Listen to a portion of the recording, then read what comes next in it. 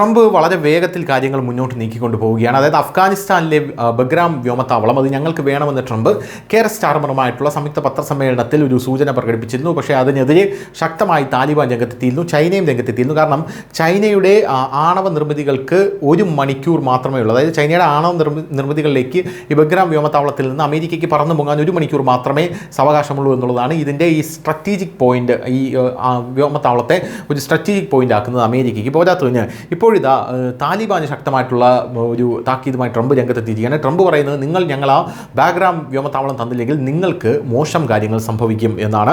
അധിനിവേശ കാലത്ത് US വ്യോമത്താവളമായിരുന്നു ഈ ബഗ്രാം വ്യോമത്താവളം. ഇതിൻ്റെ നിയന്ത്രണമാണ് ഇപ്പോൾ തിരികെ നൽകിയില്ലെങ്കിൽ അഫ്ഗാനിസ്ഥാന് തന്നെ മോശം കാര്യങ്ങൾ സംഭവിക്കുമെന്ന് മുന്നറിയിപ്പുമായി ട്രംപ് രംഗത്തെത്തിയിരിക്കുന്നത്. ഈ താവളം തിരികെ പിടിക്കാൻ സൈന്യത്തെ അയക്കാനുള്ള സാധ്യത ട്രംപ് തള്ളിക്കളയുന്നില്ല. 2001 സെപ്റ്റംബർ 11 ആക്രമണങ്ങൾക്ക് ശേഷമാണ് US അഫ്ഗാനിസ്ഥാനിൽ സൈനിക നിയന്ത്രണം ഏറ്റെടുത്തത്. 2021 US സൈന്യം പിൻവാങ്ങിയതോടെ താവളത്തിൻ്റെ നിയന്ത്രണം വീണ്ടും താലിബാനിലേക്ക് എത്തി. US പിന്തുണയുള്ള കാബൂൾ സർക്കാരിൻ്റെ താലിബാൻ അട്ടിമറിച്ചു. താവളം തിരികെ ലഭിക്കാൻ അഫ്ഗാനിസ്ഥാനുമായി ചർച്ചകൾ നടക്കുകയാണെന്ന് ട്രംപ് പറഞ്ഞു. ബഗ്രാം വ്യോമത്താവളം പിടിച്ചെടുക്കാനുള്ള ശ്രമങ്ങൾ വീണ്ടും ഒരു അധിനിവേശത്തിലേക്ക് നയിക്കുമെന്നും അതിന് 10,000-ലധികം സൈനികരെയും വ്യോമ പ്രതിരോധ സംവിധാനങ്ങളെയും ആവശ്യമായി വരുമെന്നും ഉദ്യോഗസ്ഥർ മുന്നറിയിപ്പ് നൽകിയതായി റോയിട്ടേഴ്സ് ആണ് ഇപ്പോൾ റിപ്പോർട്ട് ചെയ്യുന്നത്. ബഗ്രാം വിമാനത്താവളത്തിൽ നിയന്ത്രണം ഏറ്റെടുക്കുമെന്ന് US പ്രസിഡന്റ് ഡൊണാൾഡ് ട്രംപ് നേരത്തെ തന്നെ വ്യക്തമാക്കിയതാണ്. ബ്രിട്ടീഷ് പ്രധാനമന്ത്രിയായിട്ടുള്ള സ്റ്റാർമർ നടത്തിയ വാർത്താ സമ്മേളനത്തിലാണ് ഈ കാര്യം ട്രംപ് വ്യക്തമാക്കിയത് എന്നുള്ളതും ശ്രദ്ധേയമാണ്. News desk news India Malayalam.